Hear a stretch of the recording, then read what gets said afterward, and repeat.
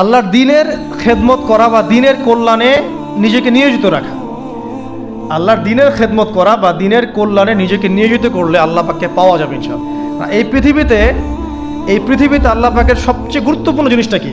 নিয়ামতটা কি? আল্লাহর দ্বীন না? এই দিন ছাড়া কি পৃথিবীতে আর কিছু আছে?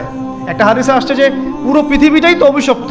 পুরো পৃথিবীটা কি অভিশপ্ত? শুধুমাত্র দ্বীনের এলেম অর্জনের জায়গা ছাড়া, তালেবে এলেমদের জায়গা ছাড়া, দ্বীনি মাহফিলগুলো ছাড়া, যেখানে নামাজ হয় এই জায়গাগুলো ছাড়া বাকি সব অভিশপ্ত জায়গা। তো এখানে পৃথিবীতে সবচেয়ে গুরুত্বপূর্ণ এবং ইম্পর্টেন্ট আল্লাহর কাছে প্রিয় জিনিসটাকে আল্লাহর দ্বীন।